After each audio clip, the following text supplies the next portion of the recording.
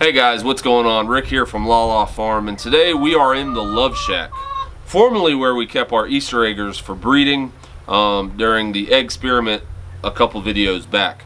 So as you can see, I'm hanging out with our Brisset hens. Brissets are an extremely rare breed that originated in France, and it's a delicacy over there just because of the tender, moist meat that they produce when used for a meat breed of chicken. The goal of today's video is to really go a little bit in depth on how we went from 1-day-old chicks to the 10 or 11 week old Brissets that you see behind me. So let's get into it.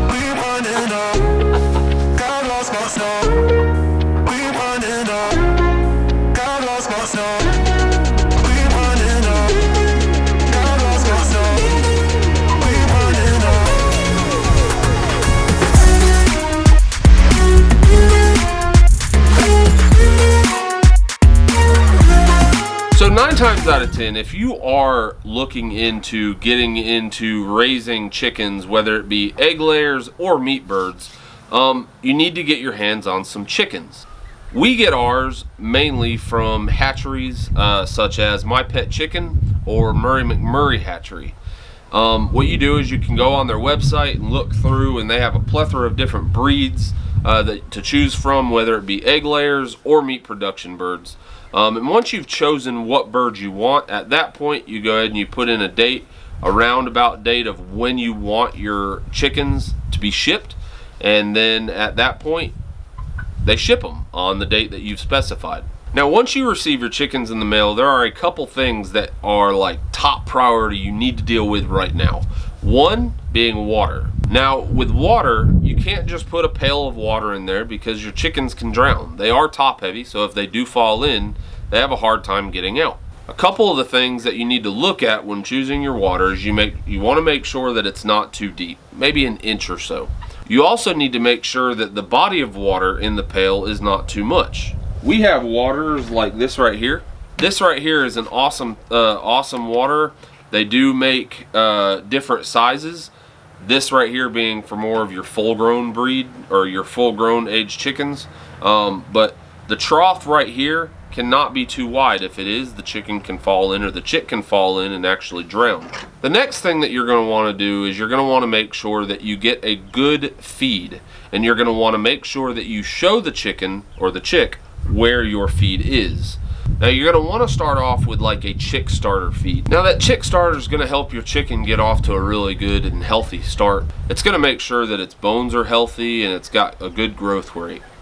Now your chicken will stay on that until it either starts laying eggs, or a lot of the time if you're doing a meat production bird, that bird will actually stay on that chick start from the time it's a chick to the time it's processed. Another thing that you really need to go ahead and concentrate on when receiving your 1-day-old chicks is a heat source.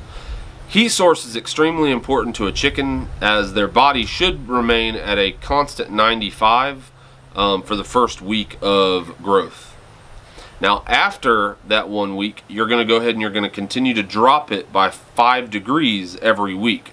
So for example, the first week you're going to have them at 95, the second week 90, the third week 85, and so on and so forth. Now one thing that people do, and me and Papa don't necessarily agree with it, you'll see some people where they actually raise and lower their lamp to go and have a thermometer under it to make sure that it's 95 degrees or 90 degrees or 85 degrees. Chickens are a lot smarter than what we give them credit for. And what they'll end up doing is, if you put a heat source, make sure that that heat source allows them to get the amount of heat that is necessary during whatever week of life they're in. You go ahead and you put it down and you leave it there. What's going to end up happening is you'll notice this. Chickens will actually come into the middle to gain heat, or they'll disperse. That will lower their body temperature. They know what their body temperature is supposed to be, and they'll try their hardest to keep it regulated themselves. Now once you've shown your chicken your water, and once you've shown the chicken their feed, and you have your heat source set up, at that point you need to start worrying about your bedding. And your bedding really should be put in place before you get your chickens, along with really all of this. But one thing that people do is, and it's a mistake that we have made in the past, is buying sawdust. A lot of people buy compressed sawdust and they put it in their chicken bedding. Well, as I showed you that chick starter in my hand, it looks a lot like sawdust. And the last thing that you want is to go ahead and hand your chickens into your brooder box, or your brooder where the chicks are going to stay until they're able to come out in the chicken run, is them eating sawdust. So a better alternative is to use either straw, which is what we have in here right now, and you can buy that from all of your box farm supply stores such as Tractor Supply, and you can go ahead and you can purchase that from them. You can also purchase pine shavings. That is what we use. We found it to be easy on their feet. It doesn't really attract a bunch of pests, and the pests that it does attract, your chickens can eat. Alright guys, well that's it. So I hope you guys have really enjoyed this video. Thank you guys so much for watching. Make sure that if you haven't already, leave us a thumbs up, subscribe to the channel, and ring that little notification bell for future content. Like Papa always says, make sure you guys treat others as you would like to be treated. Until next time, thank you for visiting the farm. Be well.